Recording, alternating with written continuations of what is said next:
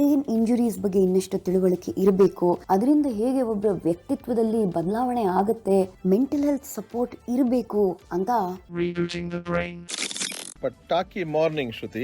Brain bypass ಬಗ್ಗೆ ಇನ್ ಸ್ವಲ್ಪ ಮಾಹಿತಿ. ಯಾವಾಗ ನಾವು ಬ್ರೈನ್ ಬೈಪಾಸ್ ಮಾಡೋದು, ಹೆಂಗೆ ಹಾರ್ಟ್ ಅಲ್ಲಿ ಬ್ಲಾಕ್ ಆಗುತ್ತೋ ಬ್ರೈನ್ ಗೆ ಹೋಗೋದು ರಕ್ತನಾಳನ ಬ್ಲಾಕ್ ಆಗ್ಬೋದು. Logic same. ಕೊಲೆಸ್ಟ್ರಾಲ್ ಜಾಸ್ತಿ ಆಗಿ, ಟ್ರೈಗ್ಲಿಸರೈಡ್ಸ್ ಜಾಸ್ತಿ ಆಗಿ ಬ್ಲಾಕ್ ಆಗ್ಬಿಟ್ರೆ ಬ್ರೈನ್ ಗೆ ರಕ್ತ ಚಾಲನೆ ಕಮ್ಮಿ ಆಗ್ಬಿಡುತ್ತೆ. ಅವಾಗ ನಮಗೆ ಲಕ್ವಾಗುತ್ತೆ. ಇಸ್ಕೆಮಿಕ್ ಸ್ಟ್ರೋಕ್ ಅಂತ ಹೇಳ್ತೀವಿ. ಎರಡ್ ತರ ಸ್ಟ್ರೋಕ್ ಆಗುತ್ತೆ. ಒಂದು ಟೆಂಪರರಿ ಸ್ಟ್ರೋಕ್, ಇನ್ನೊಂದು ಪರ್ಮನೆಂಟ್ ಸ್ಟ್ರೋಕ್. ಟೆಂಪರರಿ ಸ್ಟ್ರೋಕ್ ಅಂತ ಏನು, ಬಿ ಫಾಸ್ಟ್ ಅಂತ ಹೇಳಿದ್ನಲ್ಲ, ಅದರ ಸಿಂಪ್ಟಮ್ಸ್ ಬರುತ್ತೆ, ಅದ್ರಲ್ಲಿ ಹೋಗ್ಬಿಡುತ್ತೆ, ಫುಲ್ ಕ್ಲಿಯರ್ ಆಗ್ಬಿಡುತ್ತೆ. ಸೊ ತುಂಬಾ ಜನ ಪೇಷಂಟ್ಸ್ ನೆಗ್ಲೆಕ್ಟ್ ಮಾಡ್ತಾರೆ. ಇದು ನಾವು TIA ಅಂತ ಹೇಳ್ತೀವಿ. TIA ಅಂತ ಏನು, ಟ್ರಾನ್ಸಿಯೆಂಟ್ ಇಸ್ಕೆಮಿಕ್ ಅಟ್ಯಾಕ್. ಇನ್ನೊಂದು ಸೆಟ್ ಪೇಷಂಟ್ಸ್ ಏನಾಗುತ್ತೆ, ಅಷ್ಟು ಲಕ್ಕಿ ಇರಲ್ಲ, ಇದು ಶುರು ಆಗ್ಬಿಟ್ಟು ಫುಲ್ ಆಗಿ ಸ್ಟ್ರೋಕ್ ಆಗ್ಬಿಡುತ್ತೆ. ಈ ಲಕ್ವಾಂದ ರಿಕವರ್ ಆದ್ಮೇಲೆ ಏನಾಗುತ್ತೆ, ಕೆಲವು ಜನ ಅರ್ಧ ರಿಕವರ್ ಆಗ್ಬಿಟ್ಟು ನಿಂತೋಗ್ತಾರೆ. ಆವಾಗ ನಾವು ಬ್ರೈನ್ ಗೆ ಸಾಕಷ್ಟು ರಕ್ತ ಚಲನೆ ಹೋಗ್ತಾ ಇದೆಯಾ, ಹೋಗ್ಲಿಲ್ಲ ಅಂದ್ರೆ ಅದನ್ನ ಬೇರೆ ಹೆಲ್ಪ್ ಮಾಡ್ಬೋದು ಅಂತ ಹೇಳಲಿಕ್ಕೆ ನಾವು ಸ್ಟಡಿ ಮಾಡ್ಬೇಕಾಗ್ಬೋದು.